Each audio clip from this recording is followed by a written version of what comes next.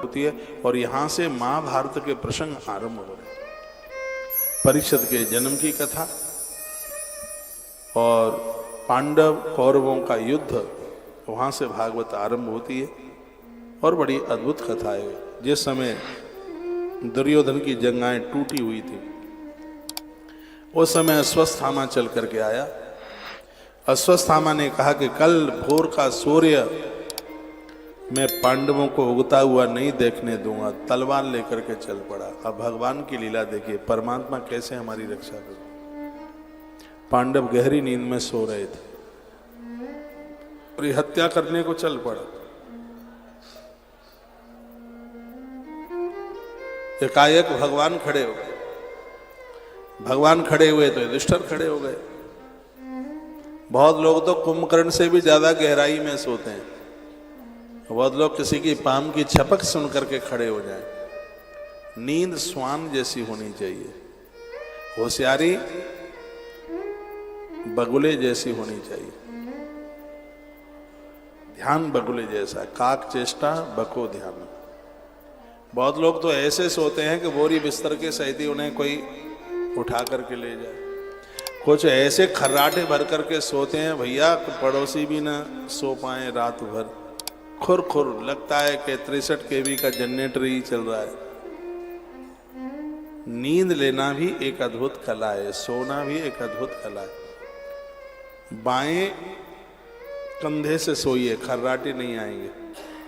पानी पी करके बाएं कंधे से सोइए। रात्रि में एक बार बाथरूम के लिए जाइए, फिर दाहिने कंधे से सोइए। फिर रात को सोते समय बायां कंधा और सुबह जागते समय दाहिना कंधा। ये बीमारी खत्म हो जाएगी।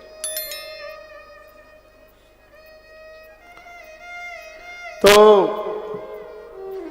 पांडवों ने पूछा, भगवान आप सोए नहीं? प्रभु ने कहा कैसे सो जाऊं, मुझे तुम्हारी चिंता है। ऐसा जीवन जीना भगवान हमारे लिए चिंतित हो जाए। महाभारत में एक बड़ी सुंदर कथा है।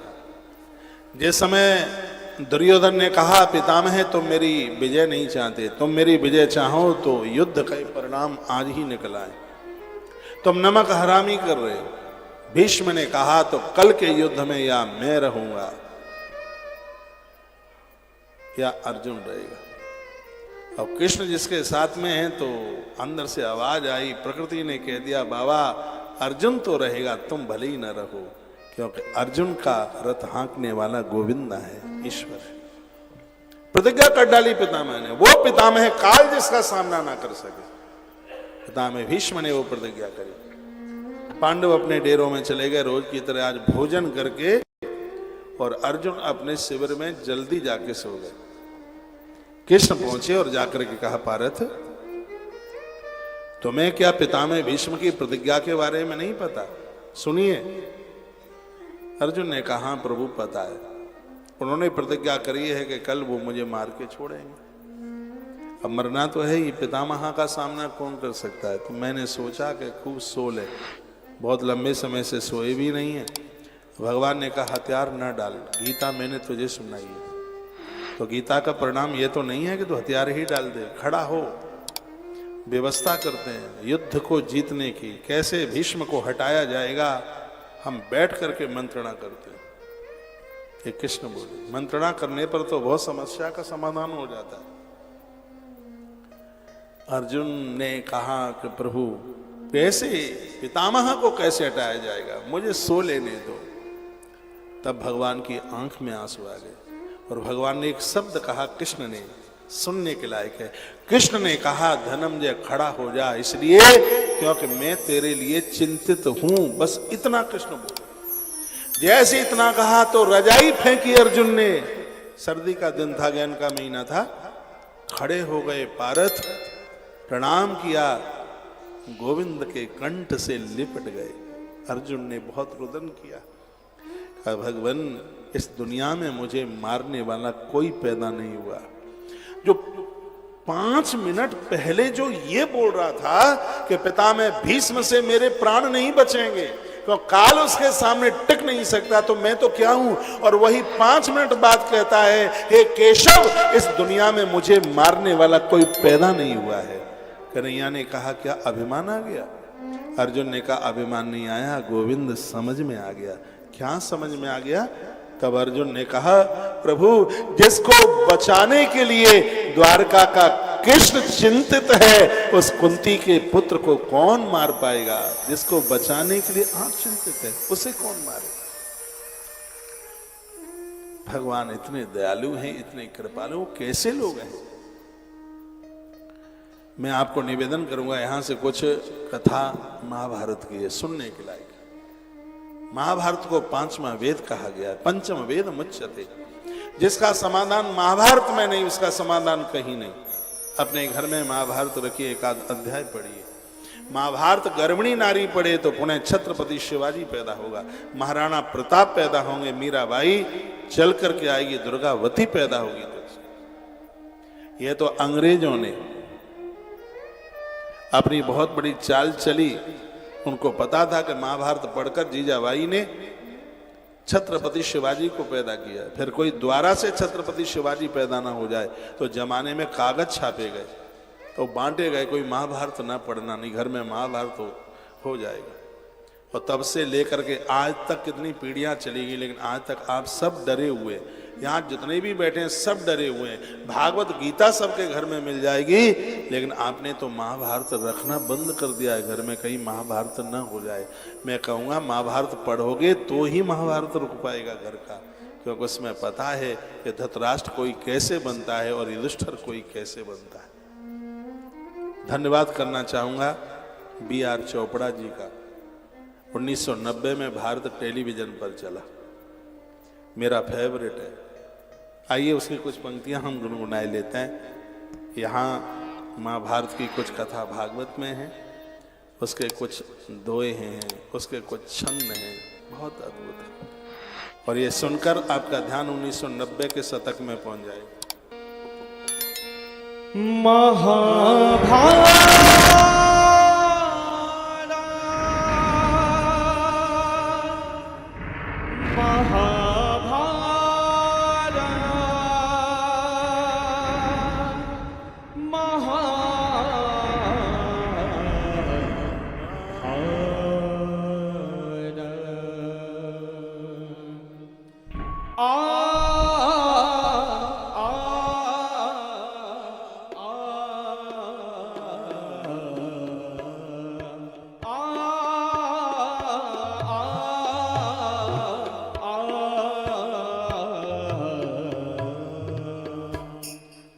श्री महाभारत कथा, अत श्री महाभारत कथा, महाभारत कथा, महाभारत कथा, अत श्री महाभारत कथा, अत श्री महाभारत कथा।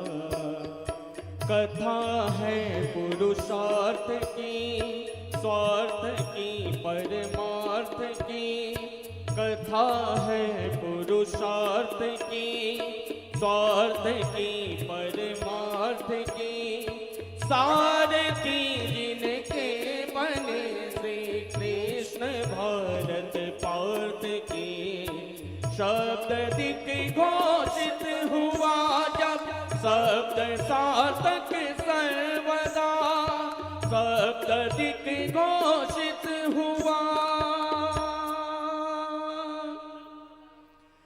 यदा यदा हि धर्मस्य ग्लानिर्भवति भारत,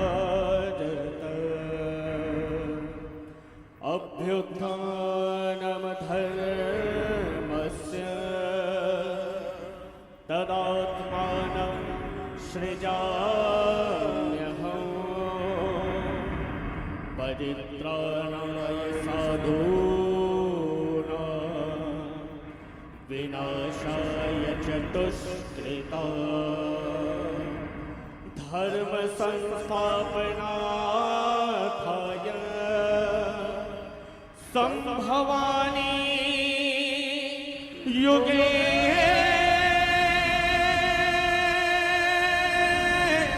युगे।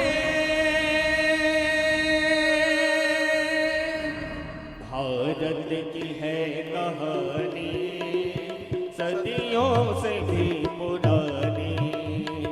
भारत की है कहानी सदियों से भी पुरानी। है ज्ञान की ये गंगा ऋषियों की अमर वाणी। ये विश्व भारती है वीरों की आरती है नित नई पुरानी। भारत की ये कहानी है नित नई पुरानी। भारत की ये कहानी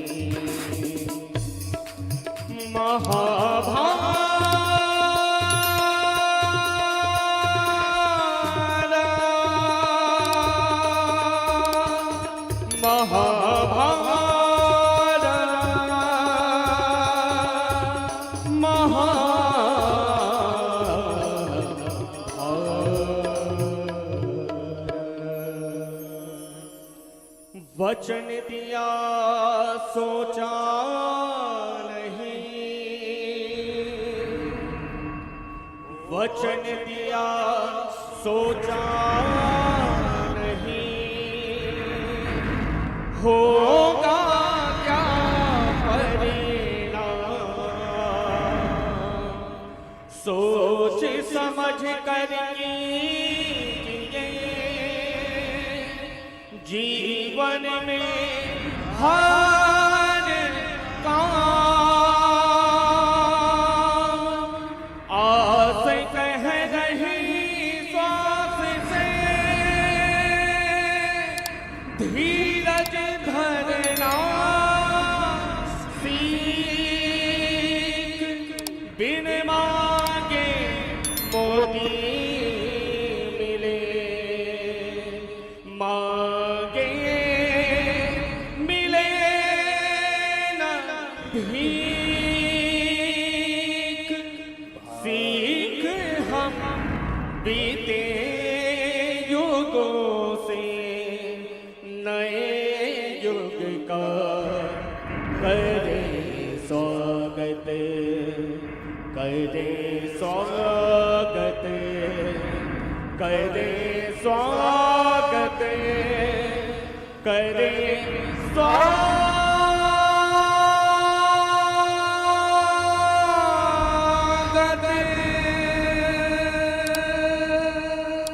भारत की ये कहानी सदियों से भी पुरानी है। ज्ञान की ये गंगा ऋषियों की अमर वाणी। ये विश्व भारती है वीरों की आरती है नित नई पुरानी।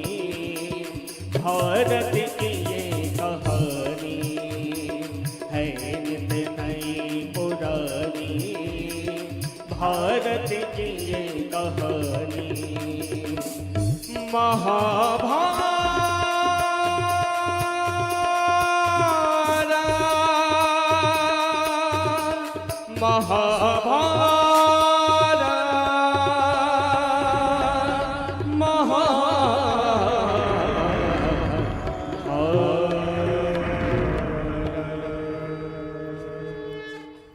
बोलिए द्वारकाधीश भगवान की जय हो।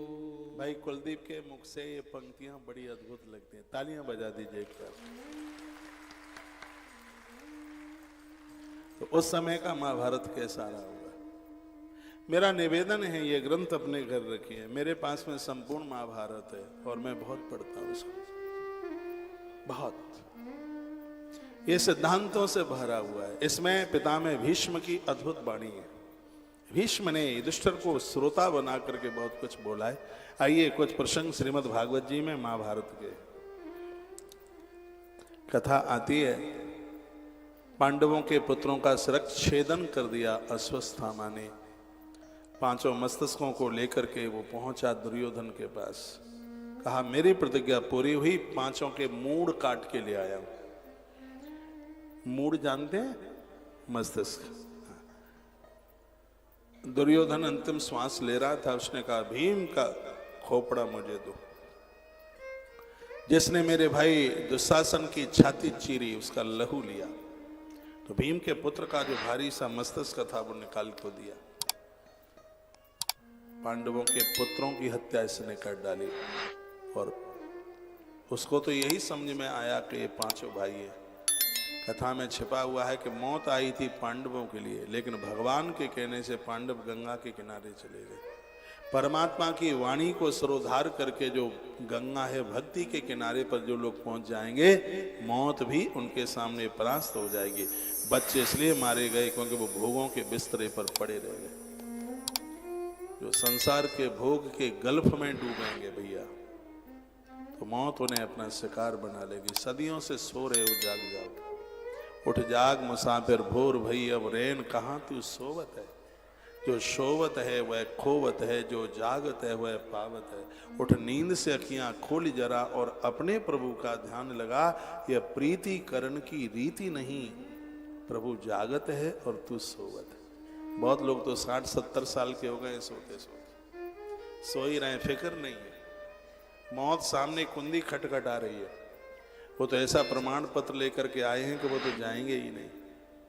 इच्छा मृत्यु का वरदान पाने वाले भीष्म जैसे महायोद्धा नहीं रह पाए। हम और आप कैसे यहाँ टिक सकते हैं? जिंदगी का यही परम सत्य है, जिसका जन्म हुआ है उसकी मृत्यु निश्चित है। समय तो नदी की बालू की तरह निकल गया है, थोड़ी सी जिंदगी बची।